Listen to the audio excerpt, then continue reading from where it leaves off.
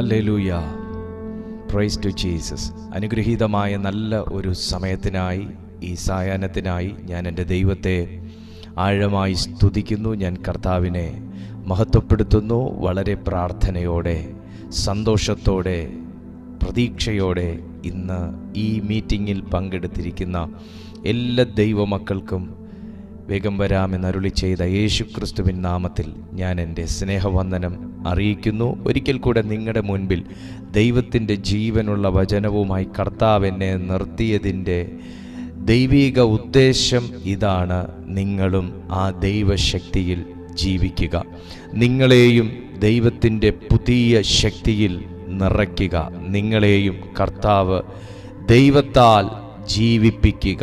അത് ഇന്നത്തെ സന്ദേശത്തിൻ്റെയും ഇന്ന് നിങ്ങളെ ഈ മീറ്റിങ്ങിൽ കൊണ്ടുവരികയും ചെയ്തതിൻ്റെ പിന്നിലുള്ള അടിയുറച്ച ദൈവിക പദ്ധതിയാണ്, ദൈവിക ഉദ്ദേശമാണ്. വിശ്വസിക്കുന്ന എല്ലാ ദൈവമക്കളും ഈ പ്രവചന ശബ്ദത്തിന് ഒരാമേൻ ദൈവത്തിന് നൽകിയാട്ടെ. ഹല്ലേലൂയ. വളരെ പ്രതീക്ഷയോടെ, പ്രാർത്ഥനയോടെ നമുക്ക് ദൈവവചനത്തിലേക്ക് നമുക്ക് പ്രവേശിക്കാം. അതിനു മുന്നേ ഞാൻ നിങ്ങളോട് ഓരോരുത്തരോടും ആവശ്യപ്പെടുകയാണ്, നിങ്ങൾ ആദ്യമായിട്ടാണ് ഈ ചാനൽ കാണുന്നതെങ്കിൽ നിങ്ങൾ സബ്സ്ക്രൈബ് ചെയ്തിട്ടില്ലെങ്കിൽ ചാനൽ ഒന്ന് സബ്സ്ക്രൈബ് ചെയ്തേക്കുക. വീഡിയോ ഇതുവരെ ലൈക്ക് ചെയ്തിട്ടില്ലെങ്കിൽ ഒന്ന് ലൈക്ക് ചെയ്തേക്കുക. ദൈവവചനങ്ങൾ നിങ്ങൾ കേൾക്കുമ്പോൾ പരിശുദ്ധാത്മാവ് എന്നോടാണ് സംസാരിക്കുന്നതെന്ന് നിങ്ങൾക്ക് ഉറപ്പുണ്ടെങ്കിൽ, നിങ്ങളോട് ഓരോരുത്തരോടുമാണ് കേൾക്കുന്ന ദൈവശബ്ദങ്ങൾ സംസാരിക്കുന്നതെന്ന് നിങ്ങൾക്കുറപ്പുണ്ടെങ്കിൽ വീഡിയോയുടെ താഴെ കമൻ്റ് ചെയ്തേക്കുക. മറ്റുള്ളവർക്ക് ഈ വീഡിയോ ഷെയർ ചെയ്ത് കൊടുത്ത് ഞങ്ങളുടെ ഈ ഓൺലൈൻ മിനിസ്ട്രിയെ നിങ്ങൾ പ്രോത്സാഹിപ്പിക്കുക എന്നും കൂടെ ഞാൻ നിങ്ങളോട് വിനയത്തോട് അഭ്യർത്ഥിക്കുകയാണ്. ദൈവത്തിന് സ്തോത്രം. കർത്താവ് വളരെ ശക്തമേറിയ ഒരു ദൈവ ചിന്തയാണ്, ദൈവിക സന്ദേശമാണ് ഇന്ന് ഏൽപ്പിച്ചിരിക്കുന്നത്. അപ്പോസ്തലനായ പൗലോസ്ലീഹ കൊരിന്ത്യർക്ക് എഴുതിയ 2-ാമത്തെ ലേഖനം, അതിൻ്റെ 13-ാമത്തെ അധ്യായം 4-ാമത്തെ തിരുവചനം. ബലഹീനതയാൽ അവൻ ക്രൂശിക്കപ്പെട്ടിട്ടും ദൈവശക്തിയാൽ ജീവിക്കുന്നു. ഞങ്ങളും അവനിൽ ബലഹീനർ എങ്കിലും അവനോടുകൂടെ ദൈവശക്തിയാൽ നിങ്ങൾക്കു വേണ്ടി ജീവിക്കുന്നു. കൊരിന്ത് സഭയെ 3 പ്രാവശ്യം പൗലോസ്ലീഹ കാണാൻ വേണ്ടി ആഗ്രഹിച്ച് അതിനുവേണ്ടി തയ്യാറെടുപ്പുകൾ നടത്തിയിട്ടും കൊരിന്ത് സഭയിലേക്ക് വിസിറ്റ് ചെയ്യാനോ അവിടെയുള്ള മൂപ്പന്മാരെയും വിശ്വാസികളെയും ഒക്കെ കണ്ട് അവരുമായി അല്പസമയമൊക്കെ ഒന്ന് സമയം ചെലവിടാനോ അവരെ ഒന്ന് ഉപദേശിക്കാനോ പ്രാർത്ഥിക്കാനോ ഒന്നും ഫിസിക്കലി തനിക്ക് കഴിയാതിരിക്കുമ്പോൾ എങ്ങനെയാണ് കൊരിന്ത് സഭയിൽ ഒരു ഉണർവ് സംഭവിക്കുന്നത്?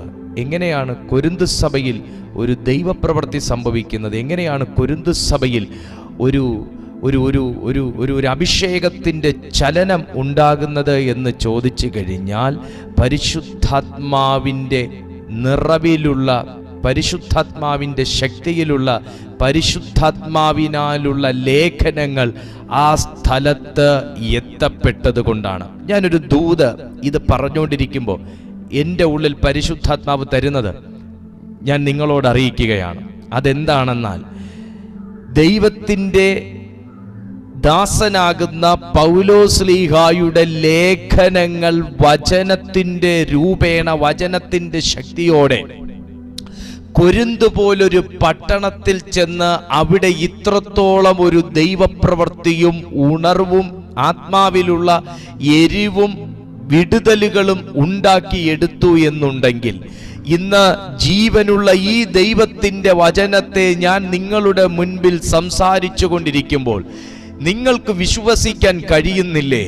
ഈ വചനങ്ങൾ ഒരു കൊരിന്ത് പോലെ പാപം പെറ്റ് പെരുകുന്ന ഒരു പട്ടണത്തിൽ ഒരു ഉണർവിന് വേണ്ടി, ഒരു വിശുദ്ധിക്ക് വേണ്ടി, വേർപാടിന് വേണ്ടി, അഭിഷേകത്തിന് വേണ്ടി, ചൈതന്യത്തിന് വേണ്ടി, ശുശ്രൂഷയ്ക്ക് വേണ്ടി ഒരു കൂട്ടരെ അവിടെ വേർതിരിച്ചു എടുത്തതുപോലെ നിങ്ങളുടെയും പട്ടണത്തിലേക്കും, നിങ്ങളുടെ കുടിലുകളിലേക്കും, നിങ്ങളുടെ കൊട്ടാരങ്ങളിലേക്കും, നിങ്ങളുടെ പ്രിയപ്പെട്ടവരിലേക്കും രൂപാന്തരപ്പെടുത്തുവാൻ തക്കവണ്ണം ഇന്ന് രാത്രിയിൽ ഈ വചനം നിങ്ങൾ ആഗ്രഹിക്കുന്നിടത്തേക്ക് സഞ്ചരിച്ചെത്തുമെന്ന് എനിക്ക് വലിയ വിശ്വാസമുണ്ട്.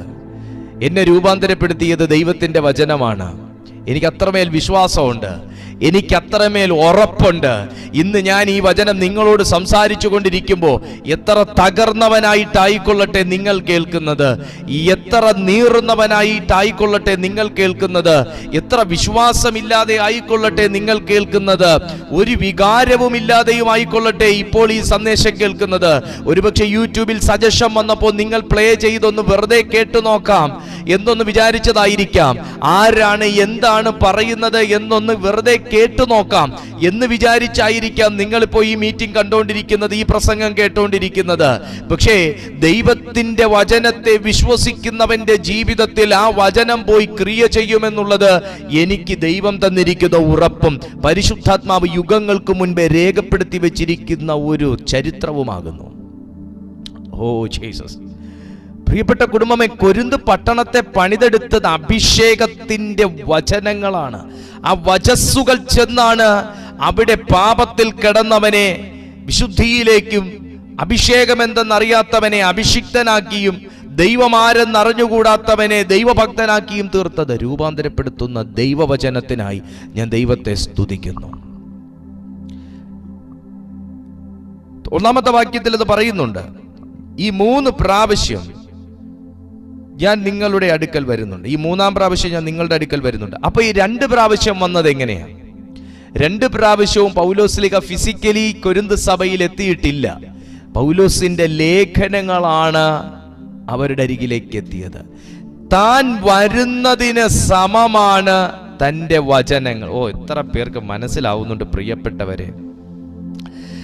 പൗലോസ്ലീഹ പറയുന്നു, 3-ാം പ്രാവശ്യവും ഞാൻ നിങ്ങളുടെ അരികിൽ വരുന്നുണ്ട്. എന്റെ ചോദ്യം ഇതാണ്, നിങ്ങൾ എവിടെ പരതി നോക്കിയാലും, നിങ്ങൾ എവിടെ പോയി റെഫറൻസ് എടുത്തു നോക്കിയാലും പൗലോസ്ലീഹ കൊരിന്തിലെത്തിയതായിട്ട് നിങ്ങൾക്ക് കാണാൻ പറ്റത്തില്ല.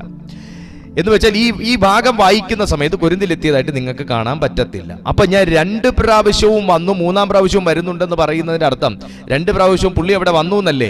പക്ഷെ പൗലോസ്ലീഹ റോമർക്ക് എഴുതിയ ലേഖനത്തിലും പൗലോസ്ലീഹ പറയുന്നുണ്ട്, ഞാൻ വന്നത് എനിക്ക് വരാൻ ഇതുവരെ കഴിഞ്ഞിട്ടില്ല. അത് 1-ാമത്തെ അധ്യായം 12-ാമത്തെ വാക്യം, 1-ാമത്തെ ലേഖനം 12-ാമത്തെ വാക്യത്തിൽ കിടപ്പുണ്ട്. 2 പ്രാവശ്യം ഞാൻ വരാൻ ശ്രമിച്ചുവെങ്കിലും എന്നെ കൊണ്ട് പറ്റിയിട്ടില്ല ഇതുവരെ വരാൻ. പക്ഷെ പറയുന്നു 3-ാമത്തെ പ്രാവശ്യം ഞാൻ വരുന്നുണ്ട്. മീൻസ് ഒരു വ്യക്തി വരുന്നതിന് സമമാണ് ആ വ്യക്തിയുടെ വചനങ്ങൾ എങ്കിൽ എൻ്റെ കർത്താവ് വരുന്നതിന് സമമാണ്. പ്രിയപ്പെട്ട സഹോദരി, എൻ്റെ ദൈവം ഇന്ന് രാത്രി നിങ്ങളെ കേൾപ്പിച്ചുകൊണ്ടിരിക്കുന്ന ഈ വചനങ്ങളെ നിങ്ങൾ സ്വീകരിക്കുകയാണെങ്കിൽ അവിടെ സംഭവിക്കാൻ പോകുന്നത്, എൻ്റെ ദൈവം നിങ്ങളുടെ വീട്ടിൽ വരുന്നതിന് സമമാണ്. ഇന്ന് നിങ്ങൾ കേട്ടുകൊണ്ടിരിക്കുന്ന ഈ വചനങ്ങളെ നിങ്ങൾ അനുവദിക്കുകയാണെങ്കിൽ ഈ വചനം അവിടെ വരുന്നത്. എൻ്റെ ദൈവം കാല് കുത്തുന്നതിന് സമമാണ് ഈ വചനം നിന്റെ ഭൂമിയിൽ വീഴുന്നത്. എൻ്റെ ദൈവം കൈ നീട്ടുന്നതിന് സമമാണ് ഈ വചനം അവിടെ വന്നാൽ ചിലത് പ്രവർത്തിക്കുന്നത്. എൻ്റെ ദൈവം ഫിസിക്കലി അവിടെ വരുന്നതിന് സമമാണ് എൻ്റെ ദൈവത്തിന്റെ വചനത്തെ പ്രവർത്തിക്കാൻ അവിടെ അനുവദിച്ചാൽ അത് ചെയ്യുന്നത്. എൻ്റെ ദൈവത്തിന്റെ വചനം അവന്റെ വായിൽ നിന്ന് പുറപ്പെട്ടിട്ടുണ്ടെങ്കിൽ അത് വെറുതെ വരുന്നില്ല എന്ന് തിരുവെഴുത്ത് സാക്ഷ്യപ്പെടുത്തുന്നുവല്ലോ. അങ്ങനെയാണെങ്കിൽ എൻ്റെ ദൈവം ഇന്ന് വചനത്തിന്റെ ശക്തിയോടെ ചില വീടുകൾക്കകത്ത് ഇറങ്ങാൻ പോകുകയാണ്. ഓ ഹല്ലേലൂയ.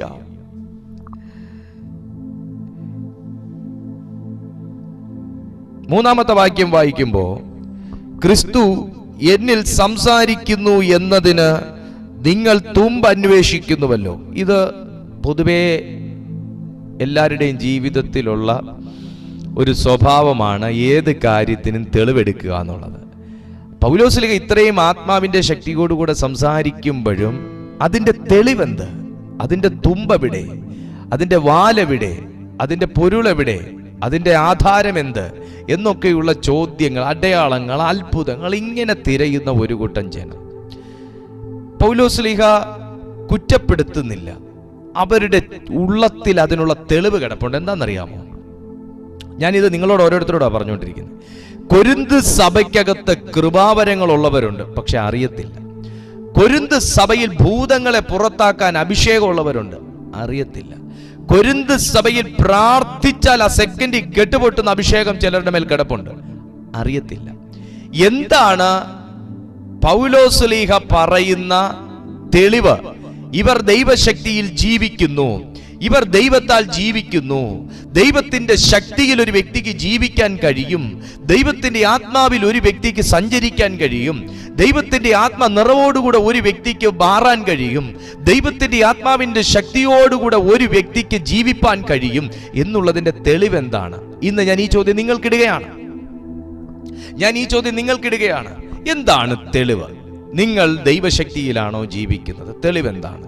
തെളിവിതാണ്. നിങ്ങൾക്ക് പ്രാർത്ഥിക്കാൻ കഴിയുന്നുണ്ടെങ്കിൽ, നിങ്ങളുടെ പ്രാർത്ഥന തുടങ്ങുന്നത് ഒരു രീതിയിലും അവസാനിക്കുന്ന ശക്തിയും രീതിയും നിലവാരവും മറ്റൊരു രീതിയിലാണെങ്കിൽ, പ്രാർത്ഥിക്കാനിരുന്നാൽ കണ്ടിന്യൂസ്ലി പ്രാർത്ഥന ഇങ്ങനെ പോയിക്കൊണ്ടിരിക്കുകയാണെങ്കിൽ, പ്രാർത്ഥിക്കുമ്പോൾ റെവലേഷൻസ് കാണുകയാണെങ്കിൽ, ചില ദൂതുകൾ, ആശയങ്ങൾ ഉള്ളത്തിനകത്ത് ഇങ്ങനെ പൊരുളുതിരിഞ്ഞു വരികയാണ് എന്നുണ്ടെങ്കിൽ, അന്യഭാഷയിൽ മണിക്കൂറുകളോളം പ്രാർത്ഥിക്കാൻ നിങ്ങൾക്ക് തോന്നുകയാണ് എന്നുണ്ടെങ്കിൽ, ഏത് വിഷയം മുൻപിൽ വന്നാലും പ്രാർത്ഥിച്ചാൽ ഇതിന് നീക്കുപോക്കുണ്ടെന്ന് നിങ്ങളുടെ ഉള്ളത്തിൽ പറയുകയാണെങ്കിൽ, ദൈവവചനം കേൾക്കാൻ നിങ്ങൾക്കൊരു കൊതിയുണ്ടെങ്കിൽ, ദൈവത്തിൽ വിശ്വസിക്കാൻ നിങ്ങൾക്ക് തോന്നുന്നു എങ്കിൽ, എന്ത് പ്രലോഭനങ്ങൾ വന്നാലും പ്രതിസന്ധികൾ വന്നാലും ദൈവത്താൽ അതിന് ഉത്തരമുണ്ട് എന്ന് നിങ്ങൾക്ക് തോന്നുകയാണെങ്കിൽ, നിങ്ങൾ ജീവിപ്പിക്കപ്പെടുന്നത് പരിശുദ്ധാത്മാവിന്റെ ശക്തിയാലാണ്. നിങ്ങൾ ജീവിച്ചുകൊണ്ടിരിക്കുന്നത് ദൈവത്തിന്റെ ശക്തിയാലാണ്. നിങ്ങൾ പ്രാർത്ഥിച്ചുകൊണ്ടിരിക്കുന്നത് ദൈവത്തിന്റെ ശക്തിയാലാണ്. നിങ്ങൾ അവിടെ കണ്ണുകൊണ്ട് കെട്ടുപൊട്ടുന്നത് കണ്ടോ ഇല്ലയോ എന്നുള്ളതല്ല. ഞാൻ ഈ പറഞ്ഞ കാര്യങ്ങൾ നിങ്ങളുടെ ഉള്ളത്തിൽ ഉണ്ടെങ്കിൽ, ഒരു വചനമെങ്കിലും നിങ്ങളെ തൊടുന്നുണ്ടെങ്കിൽ, നിങ്ങളോട് ദൈവത്തിന്റെ ആത്മാവ് സംസാരിക്കുന്നുണ്ടെങ്കിൽ, നിങ്ങളൊരു അഭിഷേകം കിടപ്പുണ്ടെന്ന് നിങ്ങൾ തിരിച്ചറിയുന്നുണ്ടെങ്കിൽ, നിങ്ങൾ ജീവിക്കുന്നതല്ല, നിങ്ങളെ ജീവിപ്പിച്ചുകൊണ്ടിരിക്കുന്ന ഒരു ദൈവാത്മാവ് നിങ്ങളുടെ മേൽ വ്യാപരിച്ചുകൊണ്ടിരിക്കുകയാണ്. നിങ്ങളെ ജീവിപ്പിച്ചുകൊണ്ടിരിക്കുന്ന ദൂതുണ്ടേ, ഒരു ദൂതുണ്ട്, ഒരു പ്രവചനമുണ്ട്. വചനം പറയുന്നു, ജീവിപ്പിക്കുന്ന ആത്മാവ്, ദൈവശക്തിയാൽ ജീവിപ്പിക്കുന്ന ഒരാത്മാവ്. ഇന്നത്തെ സന്ദേശം അതാണല്ലോ, ദൈവശക്തിയാൽ ജീവിപ്പിക്കുന്ന ആത്മാവ്. എന്തിനാണ് ജീവിപ്പിക്കുന്ന ആത്മാവ് നമുക്ക് വേണ്ടി ഇങ്ങനെ സഞ്ചരിക്കുന്നത്? എന്തിനാണ് ജീവിപ്പിക്കുന്ന ആത്മാവ് ഇങ്ങനെ എന്റെ കൂടെ നിൽക്കുന്നത്? ജീവിപ്പിക്കുന്ന ആത്മാവ് ഇങ്ങനെ എന്റെ മേൽ വ്യാപരിക്കുന്നത് എന്തിനാണ്? പൗലോസ് എന്തിനാണ് പറയുന്നത്? ദൈവശക്തിയാൽ ജീവിക്കുന്നു. എന്തിനങ്ങനെ എടുത്തു പറയുന്നത്?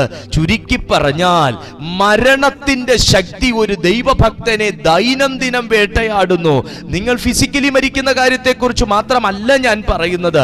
ഒരു ഭക്തൻ എന്നും എല്ലാ മേഖലയിലും ജീവിപ്പിക്കപ്പെടേണ്ട ഒരു അഭിഷേകമാണ് അവന്റെ മേൽ കിടക്കുന്നത്. നിങ്ങൾ ഏറിയ വിഷയങ്ങൾക്ക് പ്രാർത്ഥിക്കുന്നു എന്നുണ്ടെങ്കിൽ, ഏറിയ വിഷയങ്ങൾക്ക് മരണം തട്ടിയത് കൊണ്ടാണ്.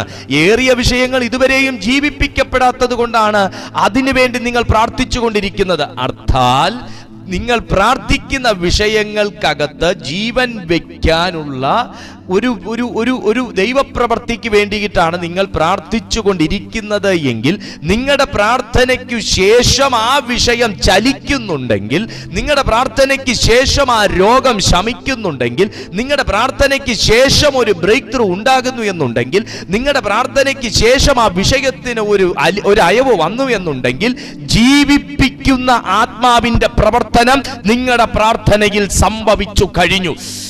ഇത് തിരിച്ചറിയുന്ന ദൈവമക്കളെ ഓർത്ത് ദൈവത്തെ സ്തുതിക്കുന്നു. അങ്ങനെ പ്രാർത്ഥിച്ച് ജീവിപ്പിച്ച വിഷയങ്ങളെ ഉള്ളൂ ദൈവമക്കളുടെ ജീവിതത്തിൽ.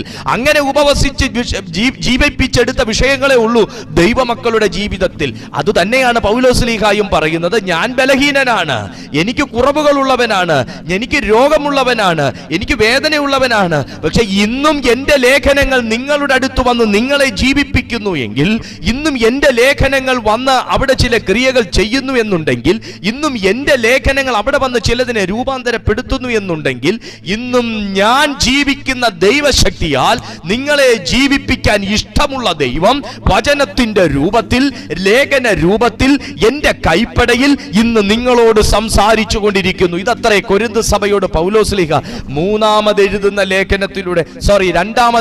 ലേഖനത്തിലൂടെ പറയുന്നത്. ഇന്ന് രാത്രിയിലും കുഞ്ഞെ, ഒരു വ്യക്തിയും നിങ്ങളോട് ആലോചന പറഞ്ഞില്ലെങ്കിലും, ഒരു വ്യക്തി നിങ്ങളുടെ വിഷയത്തെക്കുറിച്ച് ഒരു വെളിപ്പാടുകൾ പറഞ്ഞില്ലെങ്കിലും, ദൈവത്തിന്റെ വചനത്തിന് നിന്നോട് ഇന്ന് രാത്രി പറയാനുള്ള ഒരു ദൈവിക സന്ദേശം ഇതാണ്: ജീവിപ്പിക്കുന്ന ഒരാത്മാവ് ഇന്ന് നിന്നെ തൊടാൻ പോകുകയാണ്. ജീവിപ്പിക്കുന്ന ആത്മാവ് ഇന്ന് രാത്രി താങ്കളെ സ്പർശിക്കാൻ പോകുകയാണ്. ജീവിപ്പിക്കുന്ന ആത്മാവ്. യേശുവിന്റെ രക്തത്താൽ ജയമെടുക്കുന്നു. തിരുവെടുത്ത് നോക്കിക്കേ. ആമേൻ, ആമേൻ, ആമേൻ, ആമേൻ, ആമേൻ. 4-ാമത്തെ വാക്യം, ബലഹീനതയാൽ അവൻ ക്രൂശിക്കപ്പെട്ടിട്ടും ദൈവശക്തിയാൽ ജീവിക്കുന്നു. ക്രിസ്തുവിനെ കുറിച്ചാണ് പറയുന്നത്. നമ്മളൊക്കെ ക്രൂശിക്കപ്പെട്ടിട്ടുള്ളവർ തന്നെയാണ്, പലരാലും ക്രൂശിക്കപ്പെട്ടിട്ടുള്ളവർ തന്നെയാണ്. പക്ഷെ ജീവിച്ചിരിക്കുന്നുണ്ടെങ്കിൽ ഈ ജീവിപ്പിക്കുന്ന ആത്മാവിനെ കുറിച്ചുള്ള വെളിപ്പാടുകളാണ് നമ്മളെയൊക്കെ ജീവിപ്പിച്ചിരുത്തിയിരിക്കുന്നത്. അല്ലെങ്കിൽ എന്നോ നമ്മളൊക്കെ ഈ ഭൗമമണ്ഡലത്തിന് ഗുഡ് ബൈ പറയേണ്ട സമയം കഴിഞ്ഞു. സത്യമല്ലേ? എത്രയോ പേർ പ്രവർത്തികൾ കൊണ്ട് നിന്നെ ക്രൂശിക്കാൻ ശ്രമിക്കുന്നു. എത്രയോ പേർ പെരുമാറ്റം കൊണ്ട് നിന്നെ ക്രൂശിക്കാൻ ശ്രമിക്കുന്നു. എത്രയോ പേർ ആരോപണങ്ങൾ കൊണ്ട് നിന്നെ ക്രൂശിക്കാൻ ശ്രമിക്കുന്നു. എത്രയോ പേർ ഓരോ ഓരോ ഓരോ ഓരോ ഓരോ വഴികളിലൂടെ നിനക്കെതിരെ ദോഷം പ്രവർത്തിച്ച് നിന്നെ ക്രൂശിക്കാൻ ശ്രമിക്കുന്നു. എത്രയോ പേർ നിന്റെ നന്മകളെ തടഞ്ഞു വെച്ച് നിന്നെ ക്രൂശിക്കാൻ ശ്രമിക്കുന്നു. എത്രയോ പേർ വാക്കുകൾ കൊണ്ടും പ്രവൃത്തി കൊണ്ടും സംസാരം കൊണ്ടും ഇടപെടലുകൾ കൊണ്ടും കൈകടത്തലുകൾ കൊണ്ടും നിങ്ങളെ ക്രൂശിക്കാൻ ശ്രമിച്ചുകൊണ്ടിരിക്കുന്നു. ഇന്നും നീ ജീവിച്ചിരിക്കുന്നില്ലേ? ഇന്നും നീ ജീവിച്ചിരിക്കുന്നില്ലേ? ഇതിന്റെ പിന്നിലത്തെ അത്ഭുതം വേറെയൊന്നുമല്ല, നിന്നെ ജീവിപ്പിക്കുന്ന ഒരാത്മാവ് നിനക്ക് കൂടെ സഞ്ചരിക്കുക കുഞ്ഞെ. ഇന്ന് രാത്രിയിൽ പരിശുദ്ധാത്മാവ് നിങ്ങളോട് പറഞ്ഞുകൊണ്ടിരിക്കുന്നത്, നിന്നെ ദൈവം മരിച്ചുപോയ ചില മേഖലകളിൽ ജീവിപ്പിക്കാൻ പോകുകയാണ്. നിന്നെ ദൈവത്തിന്റെ ആത്മാവിനെ ജീവിപ്പിച്ചെടുക്കാൻ പദ്ധതിയുണ്ട്. ബലഹീനതയാൽ അവൻ ക്രൂശിക്കപ്പെട്ടിട്ടും. യേശു ക്രിസ്തുവിന്റെ ഏറ്റവും വലിയ സൗന്ദര്യം എന്താന്ന് ചോദിച്ചാൽ യേശുവിന്റെ ബലഹീനത തന്നെയായിരുന്നു. കാരണം പൊന്തിയോസ് പീലാത്തോസിന്റെ അടുത്തും ഹെരോദാവിന്റെ അടുത്തും കയ്യഫാവിന്റെ അടുത്തും എല്ലാം മാറി മാറി അരമനകളിൽ യേശുവിനെ ചോദ്യം ചെയ്യാൻ കൊണ്ടുപോകുമ്പോഴെല്ലാം മൂന്നിടത്തും മൂന്ന് ഭാവമല്ല, മൂന്നിടത്തും ഒരേ ഭാവമാണ്. ക്രിസ്ത്യാനികൾക്ക് പല ഭാവം പാടില്ല, ദൈവമക്കൾക്ക് പല ഭാവം പാടില്ല, ഒരു ഭാവമേ പാടുള്ളൂ. ദൈവമക്കൾക്ക് പല വിശ്വാസം പാടില്ല, ഒരു വിശ്വാസമേ പാടുള്ളൂ. ചിലപ്പോ ഈ പറയുന്ന പോലെ മാറി മാറി കോടതികൾ കയറി ഇറങ്ങി പലരുടെ മുമ്പിലും നീ നിൽക്കേണ്ടി വന്നാലും യേശുവിന്റെ ഒറ്റ ഭാവമേ നിന്നിൽ ഉണ്ടാകാൻ പാടുള്ളൂ. ഒരു വ്യക്തിയുടെ മുമ്പിൽ ചെല്ലുമ്പോൾ വിശ്വാസം വേറൊന്നും, മറ്റൊരു വ്യക്തിയുടെ മുന്നിൽ ചെല്ലുമ്പോൾ വേറൊരു വിശ്വാസവും, ഒരു വ്യക്തിയുടെ മുന്നിൽ നിൽക്കുമ്പോൾ ഒരഭിപ്രായവും വേറൊരു വ്യക്തിയുടെ മുന്നിൽ നിൽക്കുമ്പോൾ മറ്റൊരഭിപ്രായവും ആയിക്കൂടാ ഒരു ദൈവഭാവമുള്ള വ്യക്തിക്ക്. 3 കോടതികൾ മാറി മാറി യേശു കയറി ഇറങ്ങി. പക്ഷേ അവിടെയെല്ലാം യേശുവിന് ഒരൊറ്റ ഭാവം തന്നെയായിരുന്നു. നമ്മെ ജീവിപ്പിക്കുന്നത് പല ആത്മാവല്ല, നമ്മെ ജീവിപ്പിക്കുന്നത് ഒരാത്മാവാണ്. ആ ആത്മാവിന് ഒരു സ്വഭാവമേ ഉള്ളൂ, ഒരു ഭാവമേ ഉള്ളൂ, ഒരു മുഖമേ ഉള്ളൂ. ഇന്ന് രാത്രിയിലും ദൈവം നിന്റെ ജീവിതത്തിലും ചെയ്യാൻ പോകുന്നത് അത് തന്നെയാണ്. ബലഹീനതയാൽ അവൻ ക്രൂശിക്കപ്പെട്ടിട്ടും ദൈവശക്തിയാൽ ജീവിക്കുന്നു. യേശുക്രിസ്തു പലയിടത്തും ബലഹീനനായി ഇരുന്നത് എന്താണെന്നറിയാമോ? തന്റെ ശക്തിയല്ല അതിന്റെ മുകളിൽ വെളിപ്പെടാനെന്നുള്ളത് കൊണ്ടും, തന്റെ വാക്കല്ല ആ ബലഹീനതയുടെ നടുവിൽ വെളിപ്പെടാനെന്നുള്ളത് കൊണ്ടും, തന്റെ പ്രവർത്തികളല്ല, തന്റെ ചിന്തയല്ല, തന്റെ ബുദ്ധിയല്ല അതിന്റെ മുകളിൽ വെളിപ്പെടാനുള്ളത് കൊണ്ടും എന്ന് തിരിച്ചറിഞ്ഞതുകൊണ്ടാണ് യേശു ബലഹീനതയാൽ മിണ്ടാതിരുന്നത്. പരിശുദ്ധാത്മാവ് എന്നോട് പറയുന്നു, ഇന്ന് രാത്രിയിലും ഈ സന്ദേശം കേട്ടുകൊണ്ടിരിക്കുന്ന ചിലർ ബലഹീനരാണ്. ഒന്നും പറയാൻ കഴിയാതെ, ഒന്നും തെളിയിക്കാൻ കഴിയാതെ, ഒന്നും ഏറ്റെടുക്കാൻ കഴിയാതെ, ഒന്നും പ്രതിവാദം പറയാൻ കഴിയാതെ മൗനത മാത്രം പൂണ്ടിരിക്കുന്ന ചില വ്യക്തികളെ നോക്കി ദൈവാത്മാവ് പറയുന്നു, നിനക്കല്ല പറയാനുള്ള അവസരം, ദൈവത്തിന്റെ ആത്മാവിനാ പറയാനുള്ള അവസരം. അതുകൊണ്ടല്ലേ യേശു ക്രൂശിക്കാൻ കൊണ്ടുപോയിട്ടും കൈ വലിച്ചില്ല. ആണി പച്ചക്കാരിരുമ്പാണി അടിച്ച് കൈ തുളയ്ക്കാൻ പോകുന്നു എന്നറിഞ്ഞിട്ടും യേശു കൈ വലിച്ചില്ല, കാല് വലിച്ചില്ല, ഓടാൻ ശ്രമിച്ചില്ല. കാര്യം എന്നാന്നറിയാമോ? ആ ക്രൂശിക്കപ്പെടലിന്റെ നടുവിലൊന്നും മറുപടി പറയേണ്ടത് യേശു ക്രിസ്തു അല്ലായിരുന്നു. ആ ക്രൂശിക്കലിന് ശേഷം വെളിപ്പെടേണ്ട ഒരു വലിയ ശക്തിയുടെ പ്രദർശനമുണ്ടായിരുന്നു.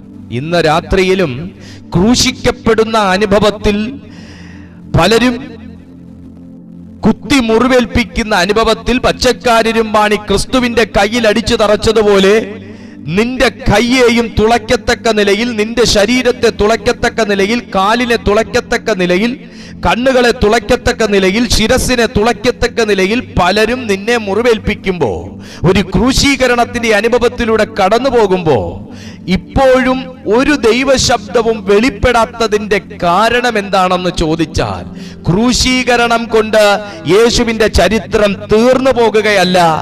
പ്രത്യുത ക്രൂശീകരണത്തിന് ശേഷം പുതിയ ഒരു അധ്യായം തുടക്കം കുറിക്കാൻ പോകുന്നതേ ഉള്ളൂ.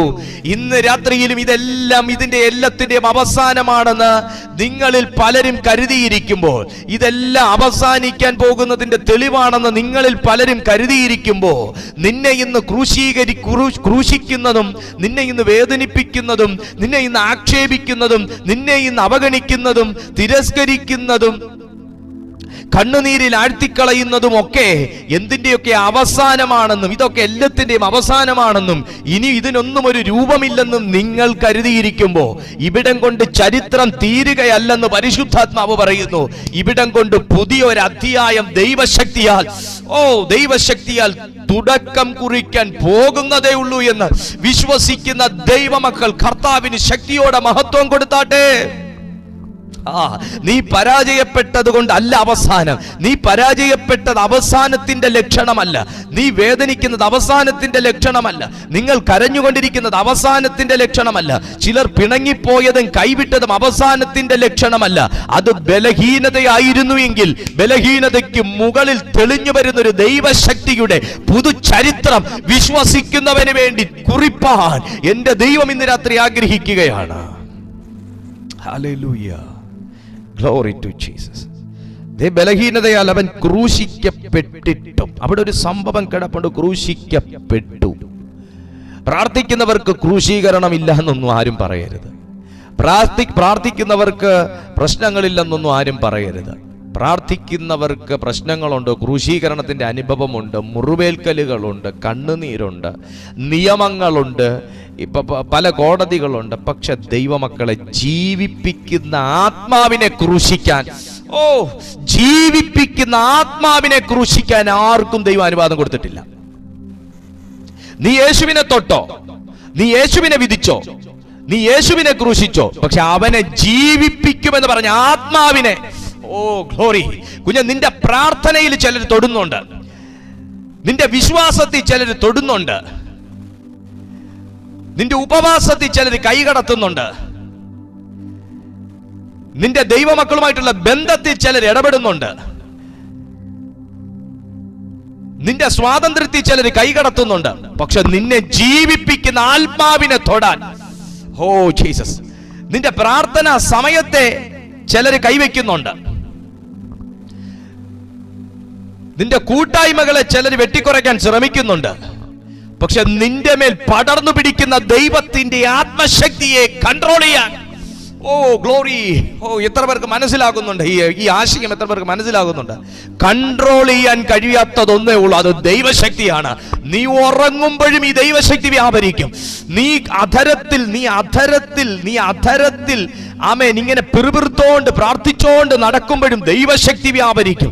നീ മൗനമായിരുന്ന ആത്മാവിൽ നീ ഹൃദയത്തെ കൈമാറുമ്പോഴും ദൈവശക്തി വ്യാപരിക്കും. കൺട്രോൾ ചെയ്യാൻ കഴിയാത്ത ദൈവശക്തിക്കായി ഞാൻ ദൈവത്തെ സ്തുതിക്കുന്നു. യേശുവിന്റെ കല്ലറയ്ക്കകത്തേക്ക് പ്രവേശിക്കാതിരിക്കാനുള്ള കൺട്രോളറായിരുന്നു വലിയ ഉരുളൻകല്ല്. യേശുവിന്റെ കല്ലറയ്ക്കകത്തേക്ക് പ്രവേശിക്കാൻ പാടില്ലാത്ത കൺട്രോളറായിരുന്നു വലിയ കല്ല്. യേശുക്രിസ്തുവിന്റെ കല്ലറയ്ക്കകത്തേക്ക് ആരും പ്രവേശിക്കാൻ പാടില്ലാത്തൊരു കൺട്രോളറായിരുന്നു വലിയ കല്ല്. പക്ഷേ മൂന്നാം ദിവസം ദൈവത്തിന്റെ ജീവിപ്പിക്കുന്ന ആത്മാവ് കല്ലറയുടെ മുമ്പിൽ ഇറങ്ങുന്നത് വരെ മാത്രമായിരുന്നു കൺട്രോളറുടെ കൺട്രോളിംഗ് ഉണ്ടായിരുന്നത്. ഇന്ന് നിന്നെ വല്ലാതെ കൺട്രോൾ ചെയ്യുന്ന, നിന്നെ വല്ലാതെ നിന്റെ അവസ്ഥകളെ കൺട്രോൾ ചെയ്യുന്ന, നിന്റെ നന്മകളെ കൺട്രോൾ ചെയ്യുന്ന, എവിടോട്ടൊക്കെയോ നിനക്ക് പോലും അറിയാത്ത രീതിയിൽ നിന്നെ ഡ്രിവൺ ചെയ്തുകൊണ്ട് പോകുന്ന ചില കൺട്രോളിന്റെ മേൽ ദൈവാത്മാവിന്റെ ശക്തി വെളിപ്പെട്ടാൽ കല്ല് ഉരുണ്ട് വേറെ മാറിയിരിക്കും. നിന്നെ ആ ശവക്കുഴിക്കകത്തുനിന്ന് സ്വർഗം പൊക്കിയെടുക്കും. നിന്നെ പുത്രനെ ജീവിപ്പിച്ചതുപോലെ നിന്നെ ദൈവാത്മാവ് ജീവിപ്പിക്കും. നിന്റെ സ്വപ്നങ്ങൾ ജീവിക്കും കേട്ടോ, നിന്റെ കാത്തിരിപ്പുകൾ ജീവിക്കും കേട്ടോ, നിന്റെ പ്രയത്നം ജീവിക്കും കേട്ടോ, നിന്റെ പ്രാർത്ഥനയിൽ ജീവിക്കും കേട്ടോ. അത്ഭുതങ്ങൾ നടക്കും. വിശ്വസിക്കുന്നു നിങ്ങൾ? ബലഹീനതയാൽ അവൻ ക്രൂശിക്കപ്പെട്ടു ഇല്ല എന്നൊന്നും ആരും പറയുന്നില്ല, ക്രൂശിക്കപ്പെട്ടു. പക്ഷേ താഴെ വേറൊരു കാര്യം അവിടെ എഴുതി വയ്ക്കുന്നുണ്ട്, ദൈവശക്തിയാൽ ജീവിപ്പിച്ചു. ദൈവശക്തിയാൽ ജീവിപ്പിച്ചു. ഞാൻ വിശ്വസിക്കുകയാ, ഇന്ന് രാത്രിയിൽ മരിച്ചു മരവിച്ചിരിക്കുന്ന ചില മേഖലകൾ അത് തുറന്നു വന്നാലേ എനിക്ക് ജീവിക്കാൻ പറ്റത്തുള്ളൂ എന്ന്, അത് തുറന്നു വന്നാലേ എന്റെ വിശ്വാസം വർദ്ധിക്കത്തുള്ളൂ എന്ന്, അത് തുറന്നു വന്നാലേ ചിലരുടെ മുമ്പിൽ എനിക്ക് സാക്ഷ്യമുള്ളൂ എന്ന്, അത് ജീവിച്ചു വന്നാലേ എന്റെ പ്രാർത്ഥനയ്ക്ക് വിലയുണ്ടാകത്തുള്ളൂ എന്ന് വിശ്വസിക്കുന്നവന്റെ മേൽ, വിചാരിക്കുന്നവന്റെ മേൽ, കാത്തിരിക്കുന്നവന്റെ മേൽ ഇന്ന് രാത്രിയിൽ ഈ ജീവിപ്പിക്കുന്ന ആത്മാവ് ആ വഴിയുടെ മേൽ ജീവൻ വെപ്പിക്കട്ടെ.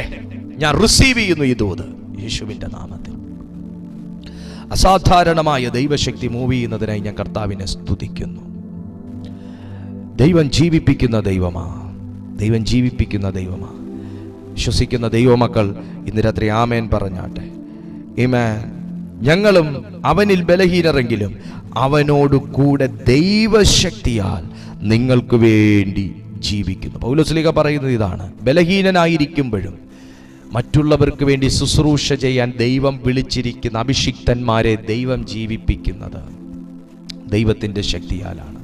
ഇന്ന് രാത്രിയിലും നിങ്ങൾ വിശ്വസിക്കുന്നുവെങ്കിൽ, ഇന്ന് രാത്രിയിലും താങ്കൾ വിശ്വസിക്കുന്നുവെങ്കിൽ പരിശുദ്ധാത്മാവ് നിന്നെ ജീവിപ്പിക്കും. നീ ബലഹീനനായിരുന്നിട്ട് നീ ഇന്നും ജീവിച്ചിരിക്കുന്നത് മറ്റു പലരെയും ജീവിപ്പിക്കാൻ വേണ്ടിയിട്ടാണ്. നീ ബലഹീനരായിരുന്നിട്ടും ഇന്നും പല കാര്യങ്ങളിൽ ദൈവം ജീവിപ്പിക്കുന്നത് നീ മറ്റുള്ളവർക്കൊരു അനുഗ്രഹമാകാൻ വേണ്ടിയിട്ടാണ്.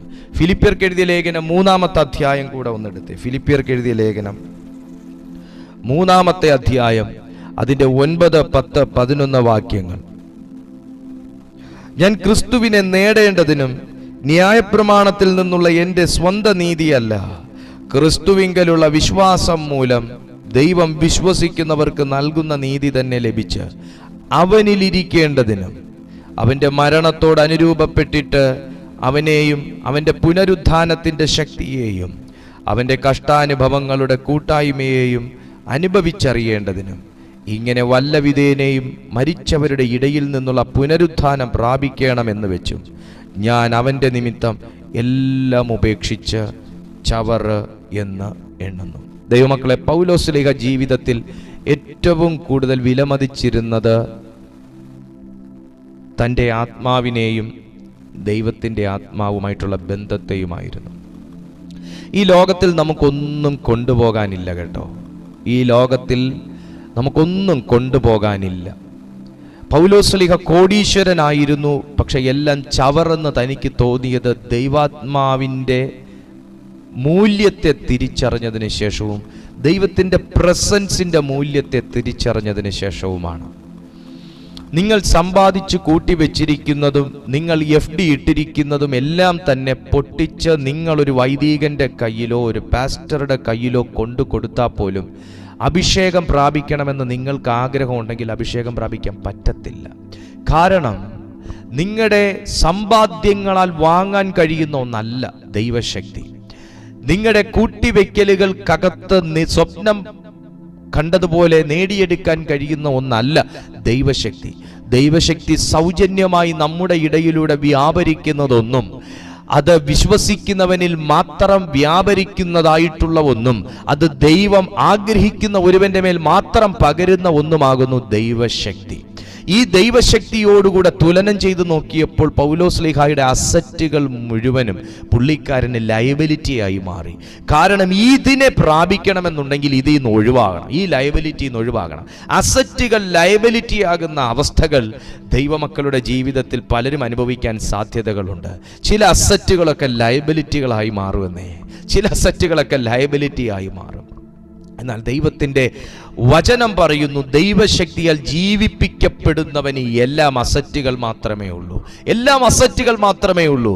എല്ലാം അസറ്റുകൾ മാത്രമേ ഉള്ളൂ. Praise to Jesus. നോക്കൂ, ഞാൻ ക്രിസ്തുവിനെ നേടേണ്ടതിനും, ഈ ലോകത്തിൽ നിങ്ങൾക്ക് ആ വാക്ക് പറയാൻ കഴിയുമോ? ഞാൻ ഈ ലോകത്തിൽ എന്ത് നേടിയില്ലെങ്കിലും ക്രിസ്തുവിനെ നേടി എന്നൊരു ചാരിതാർത്ഥ്യം എനിക്കുണ്ടെന്ന് പറയാൻ പറ്റുമോ നിങ്ങൾക്ക്? ഈ ലോകത്ത് എന്ത് നേടിയില്ലെങ്കിലും ക്രിസ്തുവിനെ നേടണം, ദൈവശക്തി നേടണം.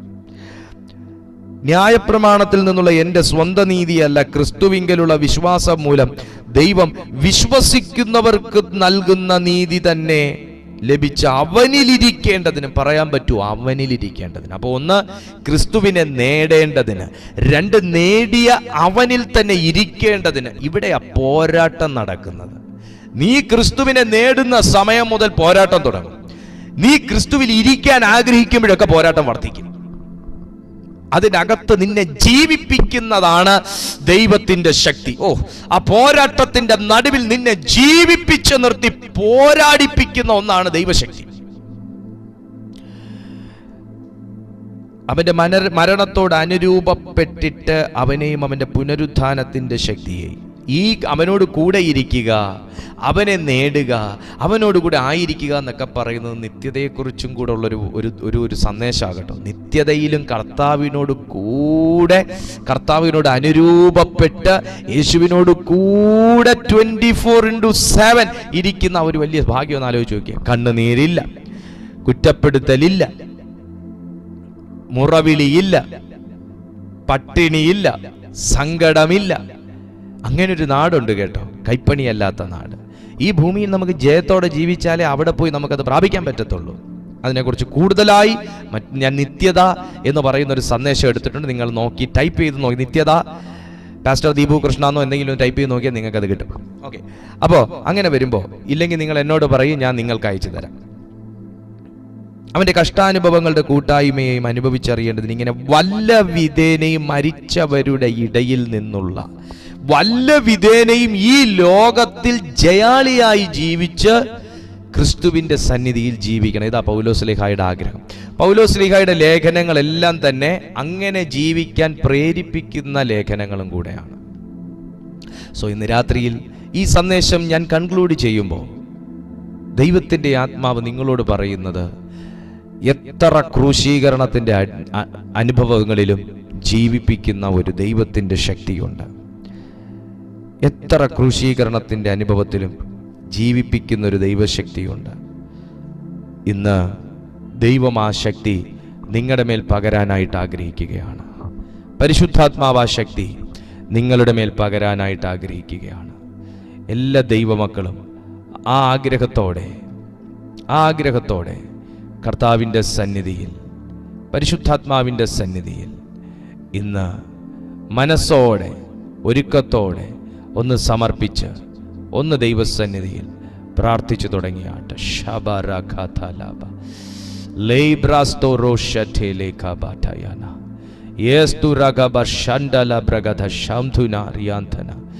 യേശുവേ എന്നൊന്ന് വിളിച്ചേ ദൈവമക്കളെ. കർത്താവേ, ആ ദൈവശക്തി, ജീവിപ്പിക്കുന്ന ദൈവശക്തി ഇന്ന് നിന്റെ മേൽ ഇറങ്ങാൻ പോവുക. ചിലരാത്മാവിൻ്റെ ശക്തിയോടെ നിറയാൻ പോകുക, പരിശുദ്ധാത്മാവിൻ്റെ ശക്തിയോടെ ചിലർ നിറയാൻ പോവുക.